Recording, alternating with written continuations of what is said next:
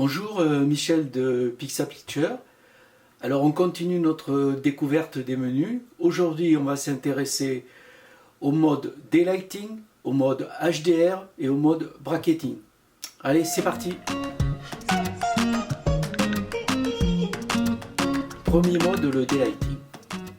Lorsque la scène présente des forts contrastes, l'appareil photo, le capteur, va avoir du mal à restituer les hautes lumières et les basses lumières. Et c'est là qu'il est utile d'utiliser ce mode. Ce mode va permettre d'éclaircir les ombres et de baisser les hautes lumières, tout en conservant les zones intermédiaires.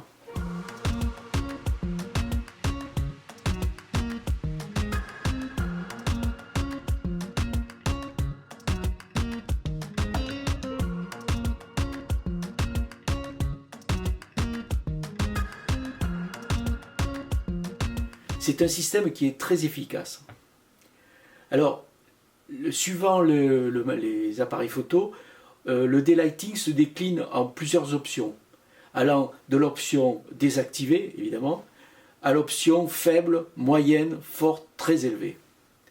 L'option très élevée est très efficace, mais elle est assez difficile à utiliser parce que très vite peuvent apparaître des halos, notamment dans les ciels et tout ça, donc c'est quand même un mode à déconseiller, même si vous photographiez des scènes très contrastées. Le mieux, c'est d'utiliser le mode qui est souvent présent dans les menus, c'est le mode automatique. Là, il va justement passer du mode faible au mode normal, au mode... voilà. Ça, c'est le mode que je pense qu'il faut privilégier.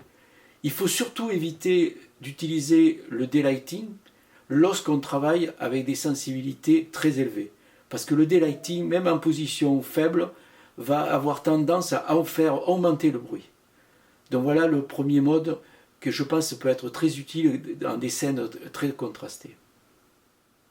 Je voudrais vous rappeler que le mode daylighting ne fonctionne que lorsqu'on utilise les options de prise de vue en JPEG. Parce que le RAW, lui, il ne prendra pas ça en compte, c'est-à-dire que même si on règle le daylighting, le RAW n'en tiendra pas compte. Et évidemment, les basses lumières et les hautes lumières, on pourra les récupérer facilement parce que le RAW capte mieux les hautes et les basses lumières en post-traitement. Le deuxième mode, c'est le mode HDR. Le mode HDR, lorsqu'on l'active, l'appareil photo, une fois qu'on déclenche, il ne va pas faire une photo mais trois.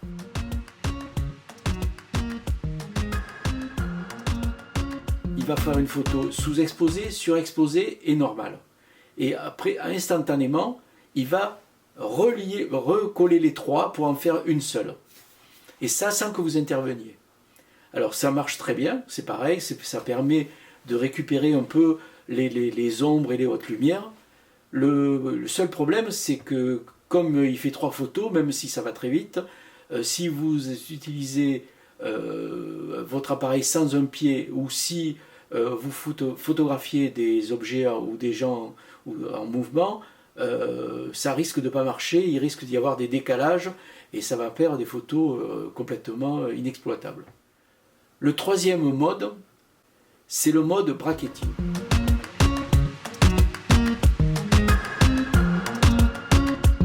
Alors là, JPEG ou RAW, ça marche. Que fait l'appareil? Lorsqu'on règle le bracketing, on lui dit de faire plusieurs photos avec des expositions différentes, sous-exposée, surexposée et normale. On peut choisir d'en faire 3, normale, une sous-ex, une surex, ou 5, une normale, 2 sous-ex, 2 surex, et jusqu'à 5, 6, 7, ça dépend le matériel.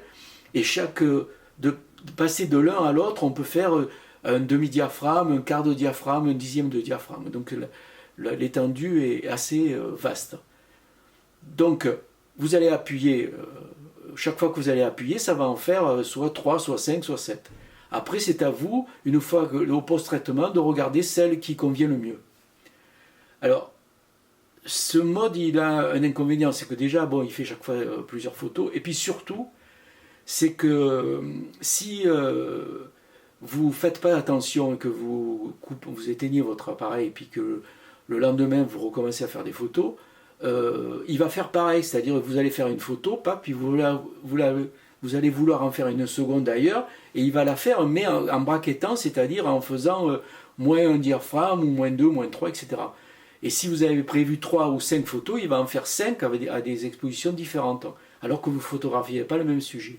Donc il faut faire très attention lorsqu'on fait du bracketing, une fois qu'on a fini la prise de vue, c'est de remettre le bracketing à 0 pour qu'il fasse évidemment qu'une photo. Alors le dernier, notre mode dont je n'ai pas parlé, consiste aussi à, souvent sur les boîtiers, vous avez un bouton qui s'appelle correction d'exposition. Donc là, vous pouvez, si vous faites des photos toute la journée au même endroit et que la première photo, vous voyez qu'elle est sur X ou sous X, notamment si vous allez à la neige, vous allez risquer d'avoir des photos qui vont être sous-exposées. Donc vous pouvez décider que toutes les photos que vous allez faire dans la journée vont être par exemple sous-exposées d'un demi-diaphragme. Donc là, sur ce bouton, vous appuyez, puis vous réglez moins un demi. Donc toutes les photos que vous ferez, tant que vous laissez ce mode utile, va vous faire soit sous-exposé, soit surexposé, suivant la valeur que vous avez décidé. Et là c'est pareil, il faut bien faire attention, lorsque vous éteignez l'appareil photo et quand vous allez le rallumer, il va rester sur le réglage que vous avez fait avec ce bouton. C'est-à-dire que si vous avez décidé que c'était moins un demi d'exposition par exemple, et bien le lendemain il fera moins un demi. Donc il faut aussi pareil, chaque fois que avant d'éteindre, remettre tout à 0. Voilà les menus dont je voulais vous parler aujourd'hui. Il existe bien sûr d'autres menus qui permettent de modifier l'aspect des images qu'on photographie, notamment la saturation, la clarté, la vibrance, la teinte, la clarté, la luminosité, etc., etc. Et donc tous ces nouveaux menus feront l'objet de ma prochaine vidéo que je vais réaliser soit demain, soit après-demain. Donc si vous avez aimé celle-là, toujours pareil, un petit like, et puis pensez à vous abonner, et puis rendez-vous à la prochaine vidéo. À bientôt.